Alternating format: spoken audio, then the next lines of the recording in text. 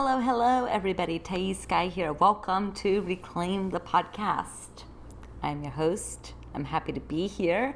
And in today's episode, I want to talk about inner child healing.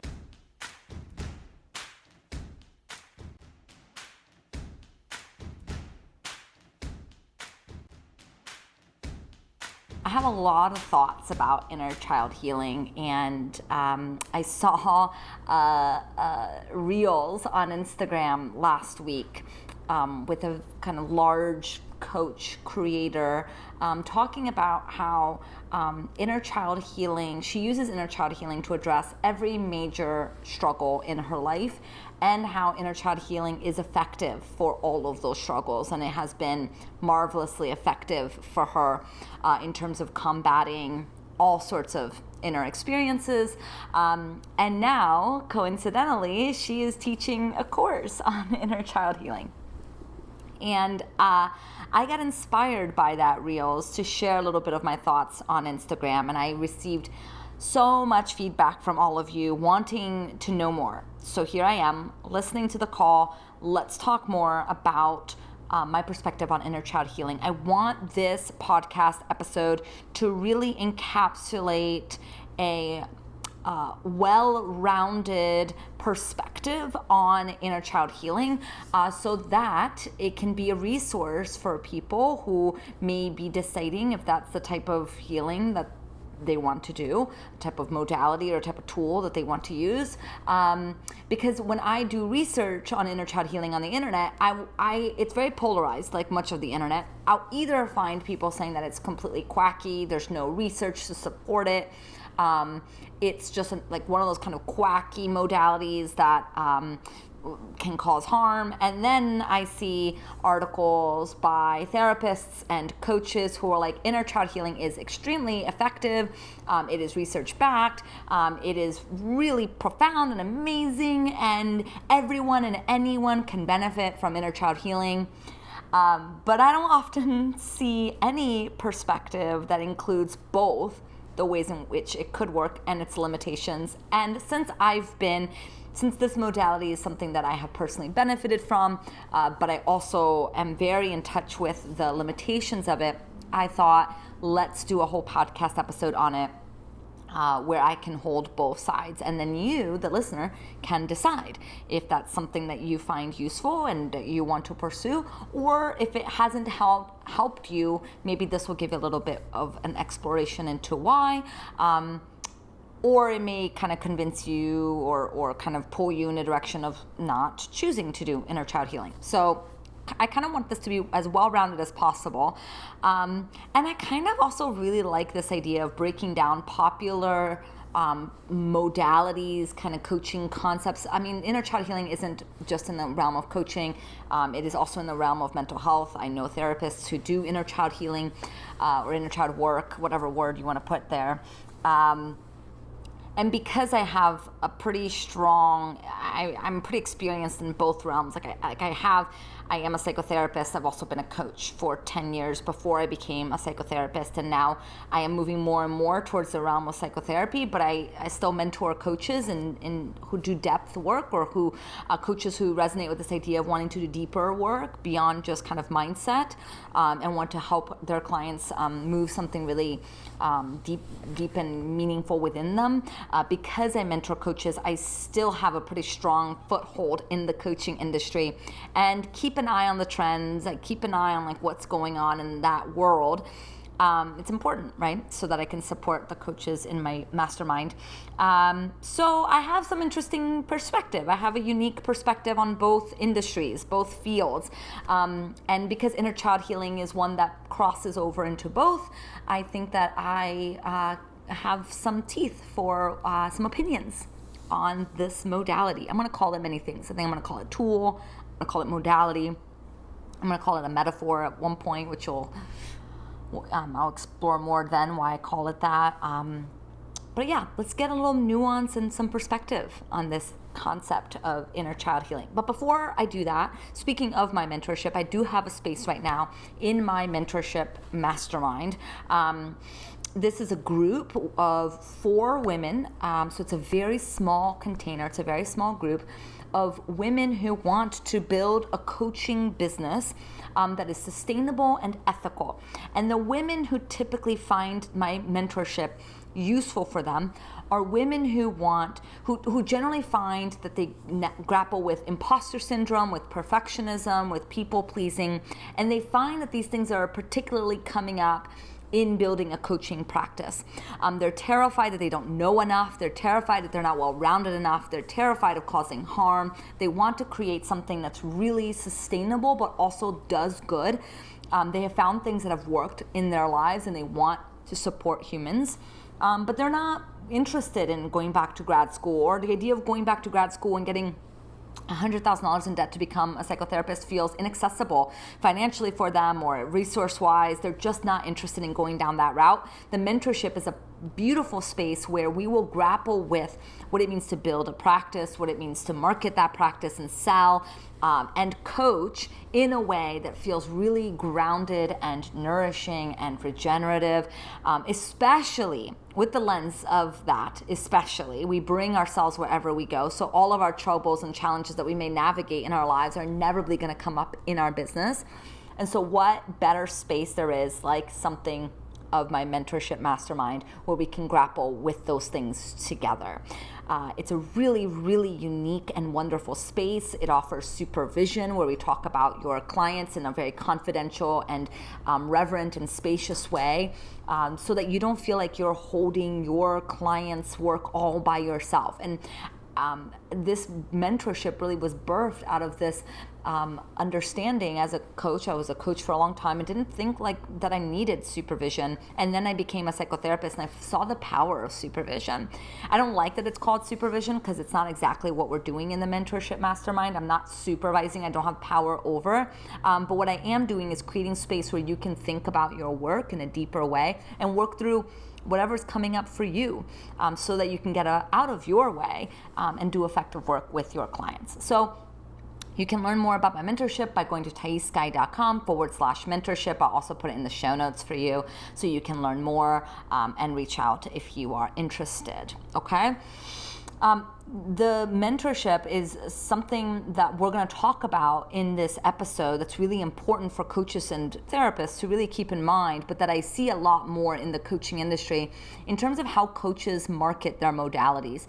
What I tend to often see coaches do is that they found 1 to 2 tools, maybe a handful of ideas or beliefs or ways of working with people, and then they believe that that will fit every individual that works with them. And they market it as such as that content creator that inspired this whole episode, right? That she did inner child healing, and look, it can work for anybody. It's kind of like if we only know how to use a hammer, we'll see everything as nails. And the mentorship is an opportunity for us to take all of these different modalities and kind of understand that a hammer is a hammer, and where is it effective and where may it not be effective. How do we know if something is actually useful for the person in front of us?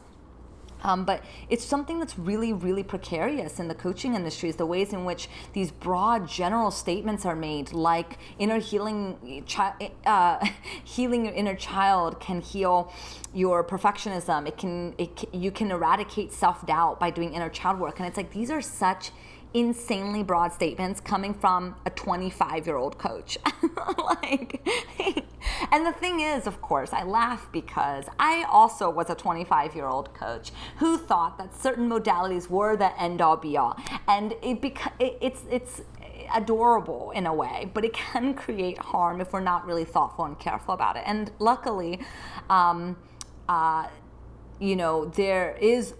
people tend to figure out where they can trust their healing, but there's also a lack of any type of oversight in the coaching industry. So something like the mentorship can be really, really supportive for coaches.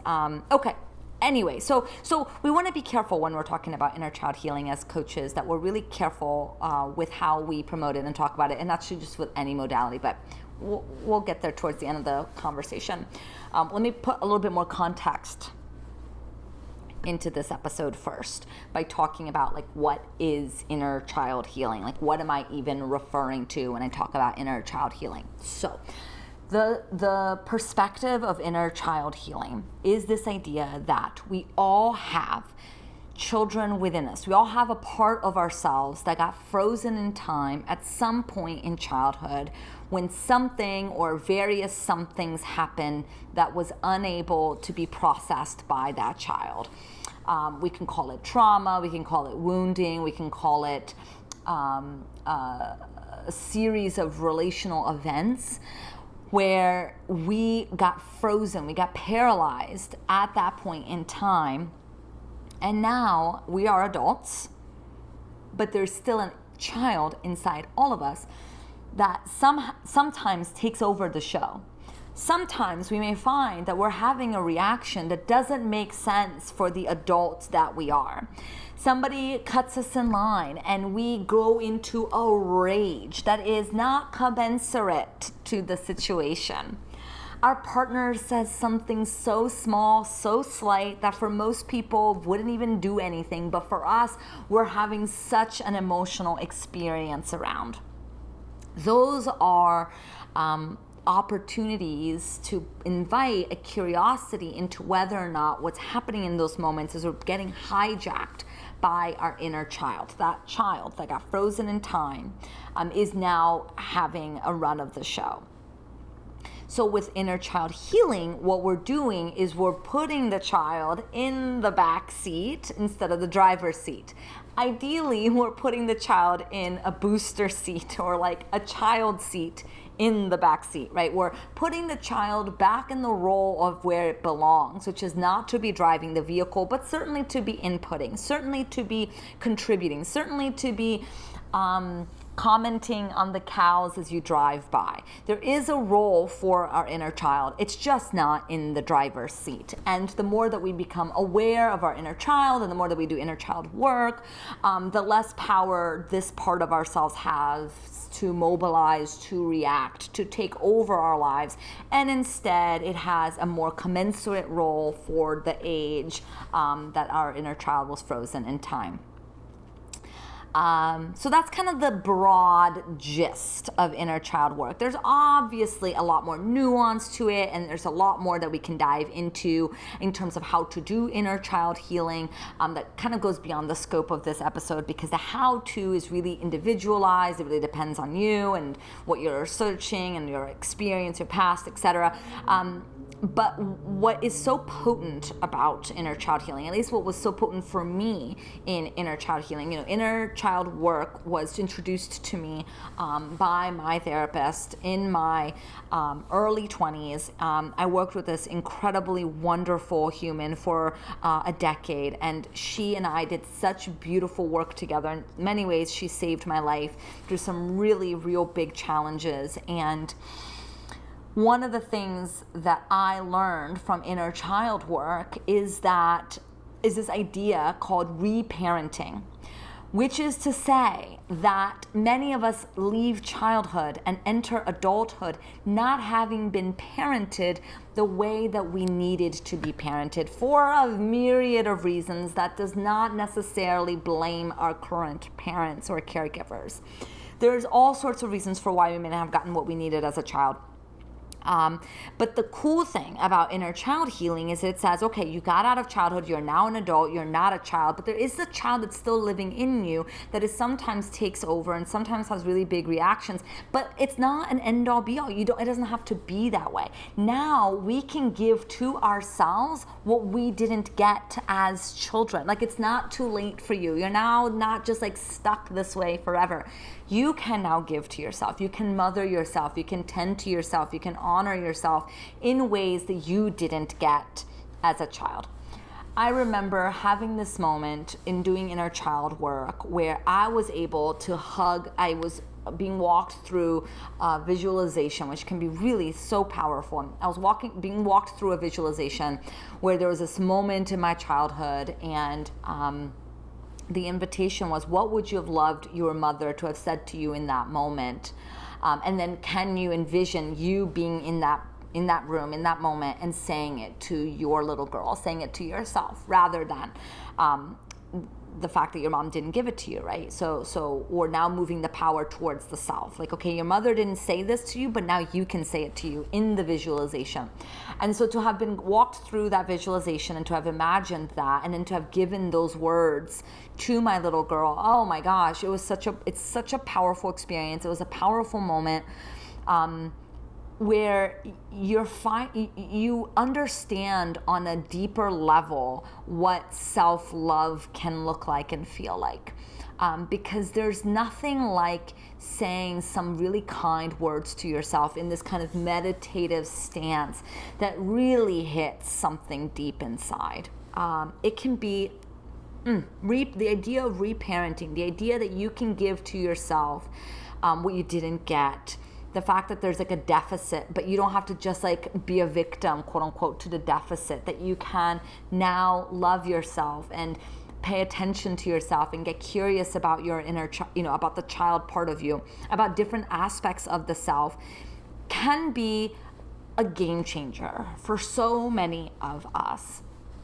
And what it introduces inner child healing for some of us who may not have been introduced to this idea in different ways. There are different ways you can get introduced to this, but what inner child work can introduce to some of us is this idea that we have different parts of ourselves. We're not just one person.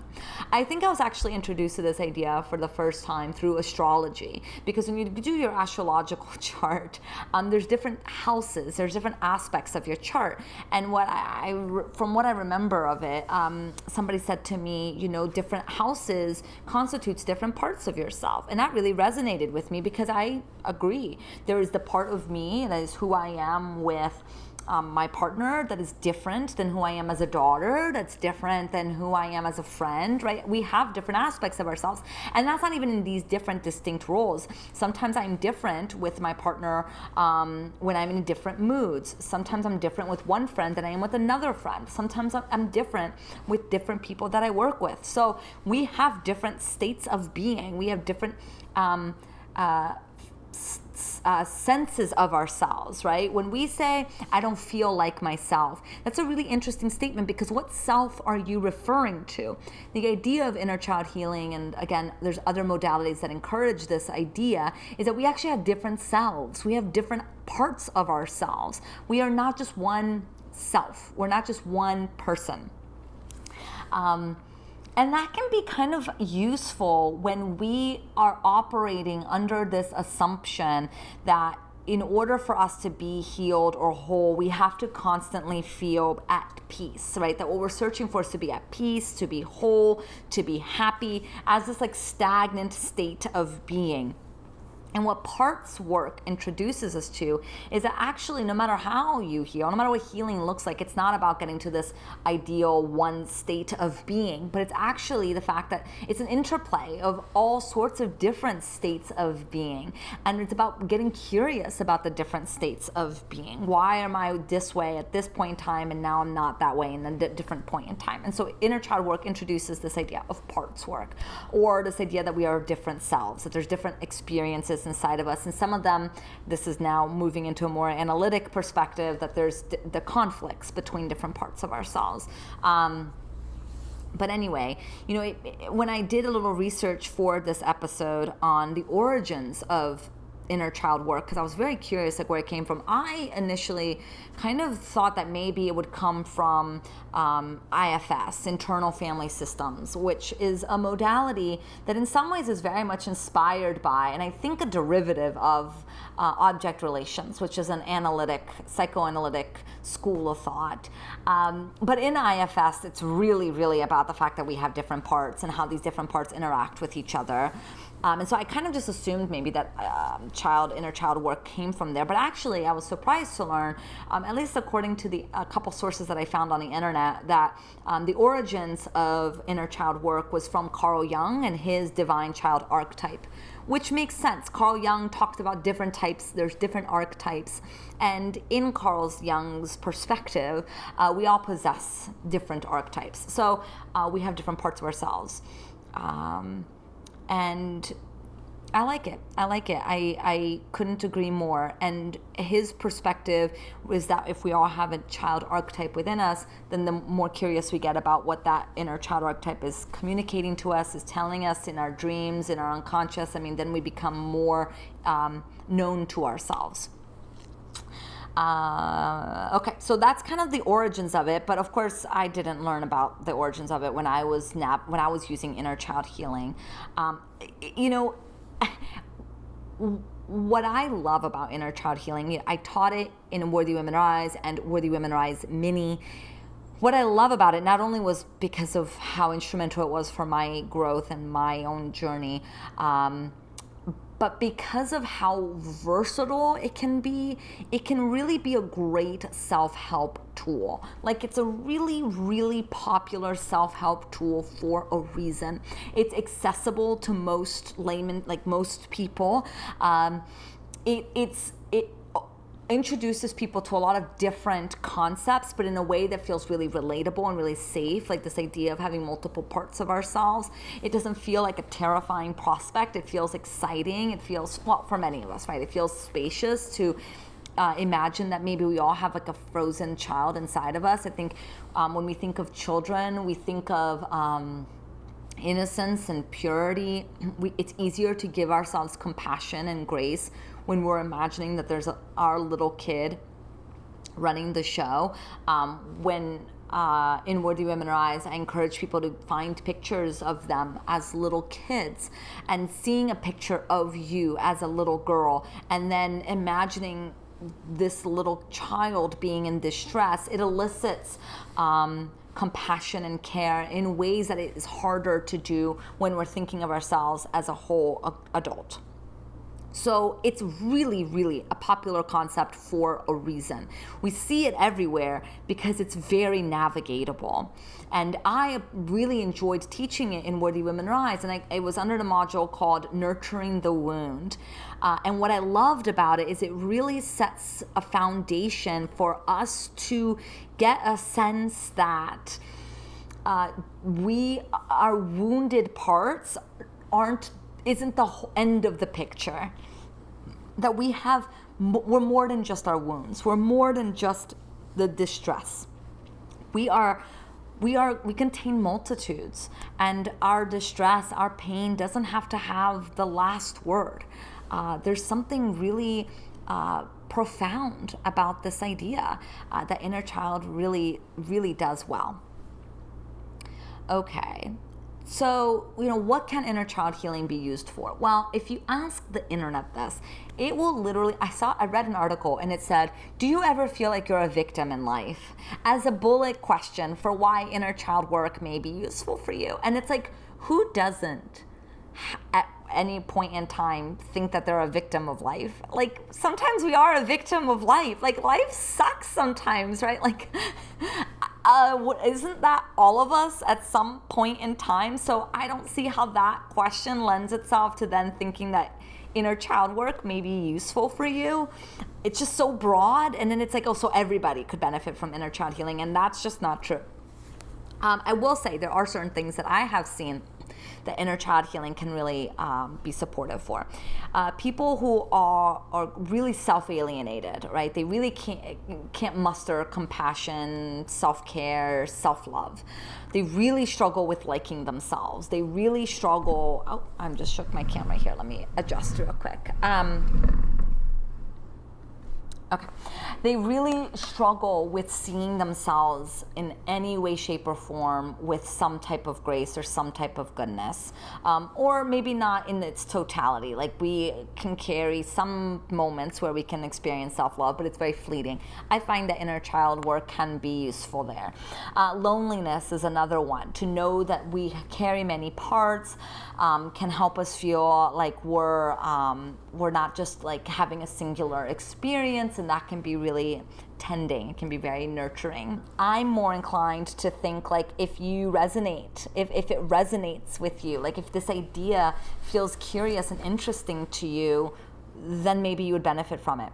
And that's a thing that no one, I think, really talks about on the internet, is that so much of healing work, I put that in quotes, So much of this work is dependent on what you think will help you. If you think that this type of tool will help you, then trust that, lean into that, and go for it. So much of what we believe or what we are open to working is what we're going to ultimately find useful. Now, that sometimes is a challenge for people who feel, deadened or helpless, or not helpless, hopeless. They don't feel like anything will help them. Then it's really important to get professional support, because self-help tools like inner child work is limited. But I tend to find, and what research tends to back, is that our confidence in something is more likely to lend itself to that thing working. If we go in with something with very incredulously, very closed off, it's probably not going to help us. It's probably not going to be supportive for us, right? Okay. So let's move into the flip side. Let's move to the other side of what are the limitations of inner child work? Because there are many. And this is where I find that my experience can really be helpful in this conversation, because it is limited. There are limits, and it's important that we talk about these limits so that you can make the right decision for you. One of them is that it does lack research. And whether or not, research is the end-all be-all. I know plenty of things that lack research, and it works, or it exists. Like, science isn't the determinant of whether something works or not.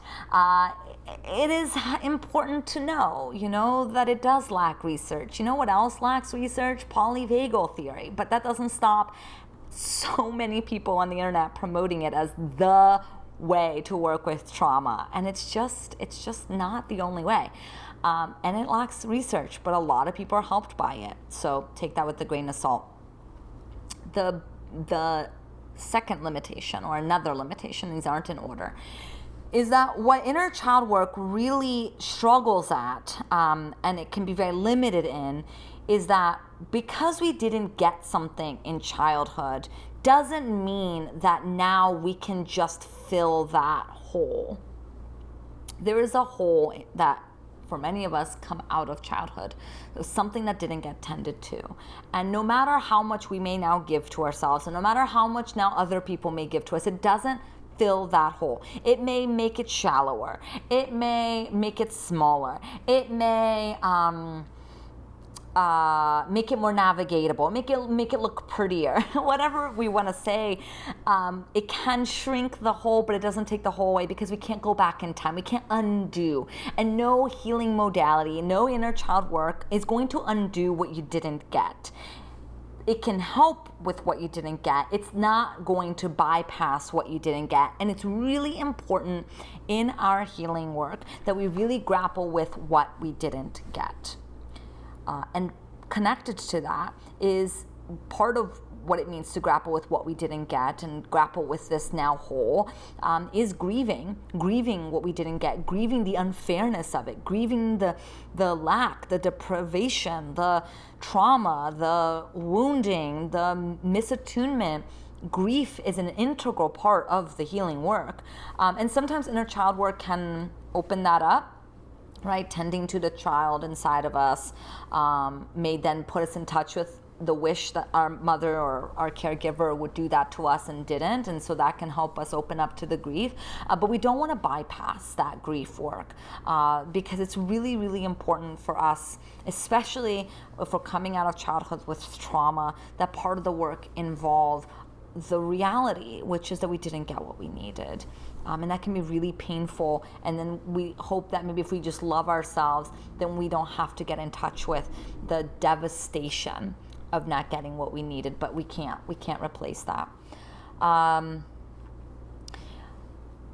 One of the most important things that we are understanding about, especially complex trauma or relational trauma from childhood, is that what gets broken in relationships has to be healed in relationships. And I've talked about this in so many different ways. And it's such an important aspect of tending to something like the worthiness wound. And it's why, in some ways, in Worthy Women Rise, I teach kind of some self-help tools like inner child healing, but then we have that group aspect, is because a really important part of relearning how to relate, how to regulate, how to be in ourselves is through relationships. And we can see this more clearly in this idea of co-regulation versus self-regulation. We learn how to regulate ourselves, or how to tend to our emotions, or how to be with ourselves when other people first are with us. When a caregiver attunes themselves to us, tends to us, nurtures us, feeds us, listens to us, we learn how to do that for ourselves. But we don't learn those things in a vacuum. We learn them from being in relationships. And so what inner child work is really trying to tap into is relational work that can really only be done in relationships. It makes me look back at the inner child work that I did and how potent and powerful it was. And it makes me wonder, is it because I was doing that work in the hands of a loving, caring, attentive therapist? Or was it the modality in and of itself? Because we can't generate something within this that we've never experienced before. So if we want to generate a type of an ability to be with ourselves, we first have to be in relationship with people who can teach that to us by being there with us. Co-regulation comes before self-regulation. Okay, the baby learns to self-soothe because first the parent soothed the baby. Inner child work can't cross a bridge that's not built. So if you really struggle in your interpersonal dynamics and really, really struggle with identity and self and worthiness and this strong sense that there's something is wrong and broken, inner child work can offer you a few like crutches, or I don't even know the right metaphor that I want to use here, but it can help you to a certain extent. But ultimately, we can't bypass the work of doing healing work with a human. We are relational beings. We learn about ourselves through relationships. And I think the challenge with inner child work, this idea of we can give to ourselves what people didn't give to us, is that then we think that means that we then don't have to keep looking for that in other people, right? If we can give to ourselves, we don't need people. And I think that that's really attractive to those of us who were raised in a very parentified child setting, that we were taught essentially to be independent, to not need people, because needing people was dangerous. People would let you down. People would disappoint you. You had to be independent. You had to be self-sufficient. Inner child healing, it tends to attract those types of people. Of course they do. Oh my gosh, there's a tool that I can learn, and then I can give this to myself, and then I really then don't need other people. And that just doesn't, it works to an extent, but we do need other people. And if we're not really grappling with the ways in which we need people, if we're not grappling with dependency, if we're not grappling with how to move from dependency to interdependence, and the ways in which we tend to bypass that whole thing by trying to be independent, if we don't grapple with all of that in relationships that can really help us make sense of it and think about it, we're always going to struggle with interpersonal dynamics of dependency, of how to rely on people, how to open up to people, how to be vulnerable to people, how to be close to people, intimacy, communicating feelings, vulnerability. I think I already said that, but all of these come out of relational dynamics. We can't cultivate safety in relationships in isolation, right? We need to cultivate those not only inside of ourselves through safe relationships, but then in relationships with other people, and build that safety together. And I think inner child work can really bypass all of that. And again, it's not supposed to, I think, address all of that, but it's often marketed in a way that gives us the seductive idea that it can tend to all of that. Perfectionism is like a great one of this, because perfectionism, right, is this closed loop system that makes us believe that we have to be absolutely perfect in order to put ourselves out into the world. It's often a form of control. It's a way of being kind of closed off. It's a way to try to fend off vulnerability. It's a way in which we're kind of catastrophizing mistakes. But the thing about perfectionism is that in order for perfectionism to maintain maintain the cycle, we have to imagine that we know what the other mind is thinking. Everyone is the same in a perfectionistic world, because we have to anticipate that they were going to judge us the way we judge ourselves, and now we're trying to prevent them from doing that. That can't really be tended to in isolation. In order to really grapple with perfectionism, we're going to have to be with relationships with people where we start to slowly introduce and work through this idea that people's minds are different than our minds, and that in that difference, in that otherness, there can be a sense of safety and there can be closeness. We can't have perfectionism and closeness, because in a perfectionistic mind, a person who's really grappling with perfectionism, the other person's mind is the same as their mind. And when we are the same person, if the other person is an extension of our mind, we can't actually be close, because closeness requires different minds. Intimacy is about the capacity to be with difference. And being different people. I'm not talking about like sharing similar values, right? I'm talking about letting the other person's mind be a different mind and have that difference not be a threat to our mind. But in a perfectionistic mind, difference is a threat. It can mean rejection, it can mean abandonment, it can mean destruction of some kind. All of that has to get worked through. In relationships, there's only so much inner child work is going to be able to help us do that. It's just a limited tool. It's a great tool, it's a limited tool. It can be useful, it's not useful for all things. That's the synopsis of this episode. Okay. Another really important limitation of inner child healing is that sometimes it could mean, like all tools, I think, in the self-help, self-development world, it can kind of subtly be a way that we bypass responsibility. Because if we're splintered selves and our inner child is running the show and we're like, oh, I can't do anything about that because that's my inner child, right? We're essentially saying like, whoopsie daisies, like I can't control my inner child, so I'm a Scorpio. I'm not a Scorpio, I'm just saying, and I'm just pulling out an astrological thing. Like I'm a Pisces, that's just who I am. This is my inner child, that's who I am. And we're trying to like abscond responsibility, right? We're trying to say, because of my splintered self, or because I'm there's different parts of me that are running the show, it's just who I am. I am what I am. We want to be careful with that, because there's parts of that could be true, and then there's parts of that could be not true.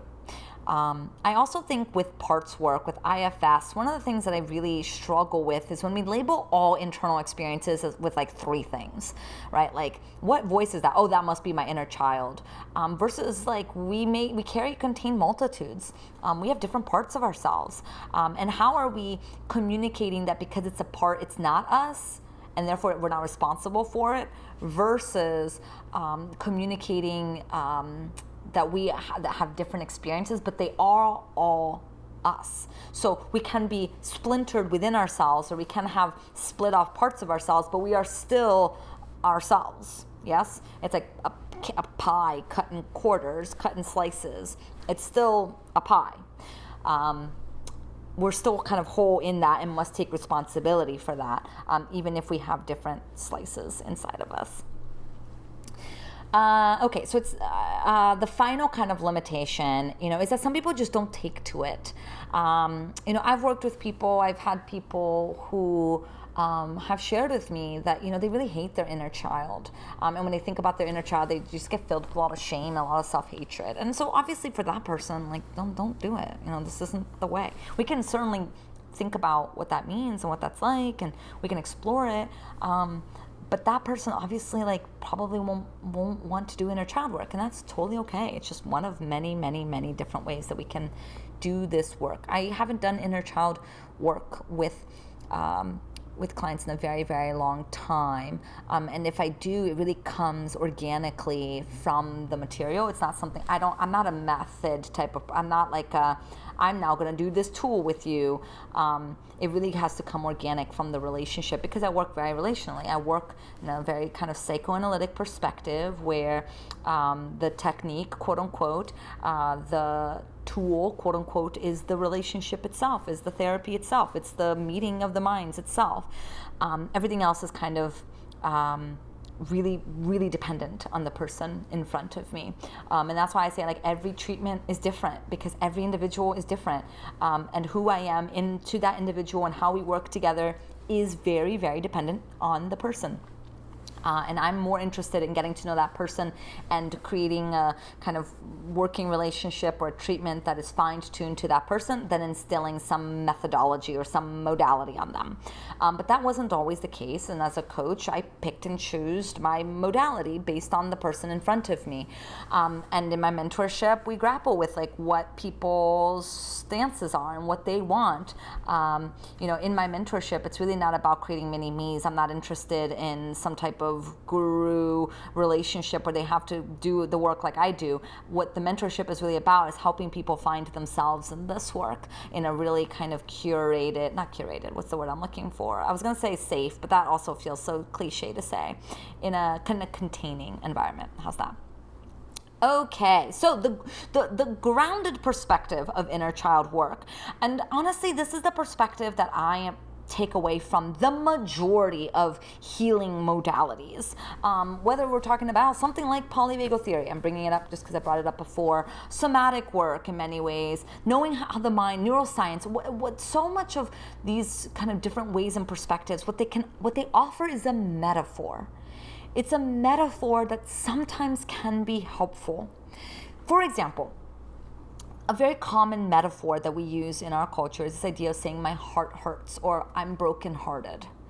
We know that that's not physically true. We know that's not physically what's happening, right? Like our heart is still pumping away. Even if I say I'm brokenhearted, I'm going through a breakup, that guy broke my heart, that person just broke me. We're not really talking about being broken physically. We're talking about the energy of it or the metaphor of it, the symbolic nature of it. Yes, a broken heart is symbolic for the heart. In our culture is a stance of the emotional, where we hold our emotions, where we how we feel. Why we use the heart? We could have said the lungs. We could have chosen anything.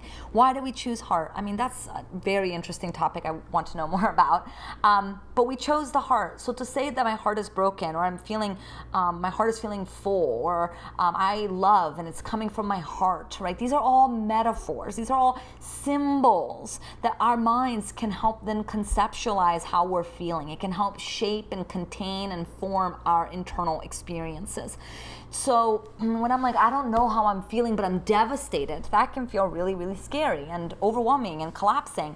But to say I'm brokenhearted, even if it's like a symbol, even if it's not true that it's a physical heart is broken, it can contain us because now we know what this emotional experience that we're feeling is. We have now language for it, and it helps create the shape and the texture and the experience that we're having. Inner child healing is a metaphor. It's a way of containing. It's a way of making sense of the complexity of the human experience. And there are so many of that. I think this idea of the nervous system is another one. It can be helpful to think of the fact that we have a system that is kind of in touch with our sense of fight, our sense of danger, our sense of safety, and that if we have become attuned to it, it can help us then create an understanding of how we're experiencing the world. But I fear in taking things too literally, when we take things too concretely, we close ourselves off to the complexity of what it means to be human. And I think sometimes neuroscience does this. It gets things so concretely that it misses the spaciousness that metaphors can create, and that how these things help to shape our lives and can really help us understand ourselves and the world. So if inner child healing, if the idea of tending to a vulnerable child within us creates a sense of spaciousness and curiosity, trust that. If it feels dubious for you and like a quacky thing, then trust that. I really believe that there are the right things for all of us, and it really depends on the individual. And we really have to trust where we're called and what we're feeling moving towards. And then I'm going to end the note as I started in the beginning. And that means if you are a coach, a practitioner of some kind, and you are marketing and promoting yourself in the world, please be very gentle with the language that you use. The professionals that I trust the most in any industry are the ones that can say, I don't know. Are the ones that can say, most importantly, my favorite one, it depends. Those individuals are the ones that I respect more than the individuals that can give an answer to everything, and yet it seems like the answer that they give to everything is always the same answer. You know, the people who say that everything is trauma. Every fucking human experience is trauma. It's lacking nuance. It lacks an understanding of the complexity of the human experience, and it's boring. I think that if we want to see the coaching industry continue to move, to move in a direction of where it's taken seriously by the general public, coaches have to be very careful with how they promote their work. If you have a tool that you know can be really useful and you want to teach that tool to people, by all means teach it. And teach it well, learn that tool well, study the tool, teach it, but make sure that you're marketing it in a way that is ethical, in a way that is nuanced, in a way you're holding the space of saying, I don't know if this is gonna work for you. It does not work for everybody, but it may. And it may be really astounding what it could do for you. But we won't know until we get started. And I know that that's not as sexy, right? That's not as certain. And we love certainty. We like the hacks. We like the 5 steps too. We love that shit. I get it. But it just isn't the way this works. And anyone who tries to oversimplify something as complicated as the human psyche, they're selling you something. And that is just the system that we live in capitalism. We want to be careful of the language that we use. We want to be nuanced. And let me tell you, that may not be as sexy, but it does work. And people are attracted to nuanced marketing. People love it. People want it. And so give it to them. You know, it will show that you are thoughtful, that you are well considered. And that is so much more attractive to your community than to be the guru or to be the one that has all the answers or to oversimplify everything by saying that everything is trauma. We need to move beyond the broad generalizations and move towards being okay with our specific niche and its limitations.